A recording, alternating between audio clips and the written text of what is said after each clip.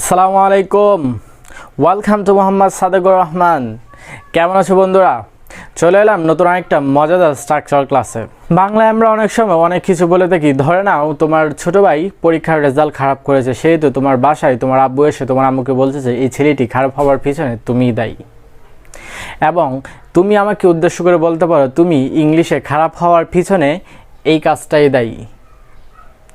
So কোনো কিছু পিছনে উল্লেখ করার ক্ষেত্রে যেরকম বলি তুমি ভালো হওয়ার পিছনে বা এই কাজটা এরকম হওয়ার পিছনে বা এটা না হওয়ার পিছনে বা যে কোনো কিছুই আমরা বোঝাতে যাই কেন বা কোনো কিছু হওয়ার পিছনে বা untold story, it's an untold story যদি আমরা এটা বোঝাতে চাই সেহেতু আমাদের আজকে এই স্ট্রাকচার ক্লাসটা অবশ্যই দেখতে হবে। অ্যান্ড ক্লাসটা শুরু করার আগে বলে দিচ্ছি, তুমি যদি আমার চ্যানেলে নতুন হয়ে থাকো তাহলে এখনই সাবস্ক্রাইব করে ফেলো and just press the bell icon, যাতে করে পরবর্তী ভিডিওগুলো তুমি মিস না করে ফেলো। সো শুরু করা যাক।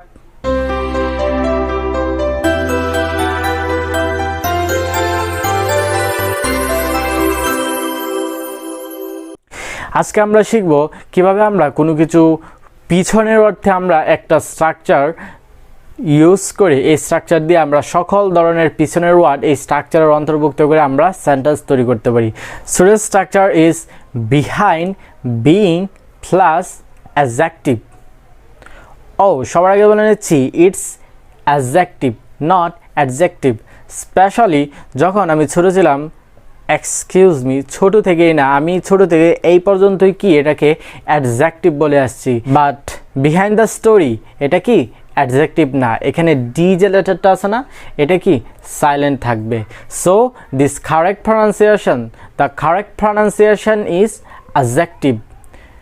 Remember it, D will be silent. So behind being plus adjective এই স্ট্রাকচারটা ইউজ করে আমরা অনায়াসেই একটা সুন্দর একটা সেন্টেন্স তৈরি করতে পারি। যেরকম আমি বলতে পারি বিহাইন্ড বিইং বিউটিফুল, সুন্দর হওয়ার পিছনে।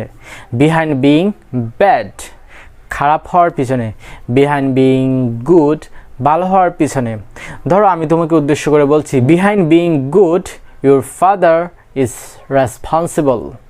তোমার ভালো হওয়ার পিছনে তোমার বাবা দায়ী। দ্যাট মিন্স তোমার বাবা তোমাকে শিখিয়েছে কীভাবে সুন্দর করে, কীভাবে ভালো মানুষ তৈরি করতে হয়, কীভাবে সুন্দর করে কথা বলতে হয়, কীভাবে ম্যানার, কীভাবে শিষ্টাচার, সব কিছু মিলিয়ে কীভাবে একটা পরিপূর্ণ একটা মানুষ হতে হয়, সেটা কি তোমার বাবা তোমাকে শিখিয়েছে। সেহেতু সেটা উদ্দেশ্য করে কেউ তোমাকে বলতে পারে behind being good your father is responsible.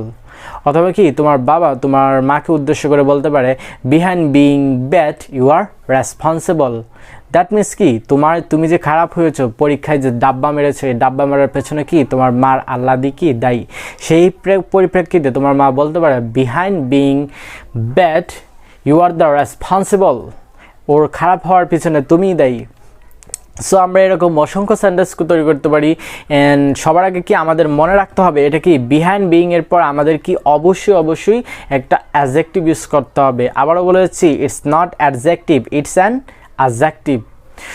ধরো আমরা আরও কতগুলো উদাহরণ তৈরি করি। যেরকম তুমি কাউকে বলতে যাচ্ছ যে ও সুন্দর হওয়ার পিছনে, তো তুমি এটাকে এবার ট্রান্সলেট করে তোমার এই সেম এক্সপ্রেশনেই বলতে পারো behind being beautiful Allah is the responsible. এই জিনিসটা সুন্দর হওয়ার পিছনে কি আল্লাহই দায়ী বা আল্লাহই এটাকে সুন্দর করে তৈরি করেছে। Behind being short, behind being tall, behind being attractive, behind being unattractive, এভাবে আমরা অসংখ্য সেন্টেন্স তৈরি করতে পারি। সো বন্ধুরা আজকে এই পর্যন্তই। অ্যান্ড আশা করি তুমি স্ট্রাকচারটা ইউজ করে অবশ্যই প্র্যাকটিস করবে তোমার বাড়িতে, অথবা তোমার যদি কোনো পার্টনার থাকে যার সাথে তুমি স্পোকেন ইংলিশ কথা বলো। এই তো আরেকটা মনে পড়ে গেছে, তুমি আরেকটা উদাহরণ তৈরি করতে পারো behind being spoken English practice is more important. Spoken English that mean কি ইংলিশে কথা বলার করতে প্র্যাকটিস কি খুবই গুরুত্বপূর্ণ। ইংলিশে কথা বলার পিছনে কি গুরুত্বপূর্ণ? প্র্যাকটিস গুরুত্বপূর্ণ। তুমি যদি প্র্যাকটিস না করো তাহলে কখনোই কি ইংলিশে কথা বলতে পারবে না। ইংলিশে fluent you will not be able to speak English fluently without practicing spoken English. ইংলিশে কথা বলা ছাড়া তুমি কখনোই ফ্লুয়েন্ট হতে পারবে না। যতই তুমি গ্রামার, টেন্স, ভয়েস, ন্যারেশন, যতই কোনো ভোকাবুলারি তুমি মেমোরাইজ করো, যা ইচ্ছা করো, তুমি যদি কথাই না বলো কখনো এটা it will be dream, just a dream. It will not be a reality. So hope you will practice in your home, and this is for today. See you by next video. Till then, Allah Hafiz.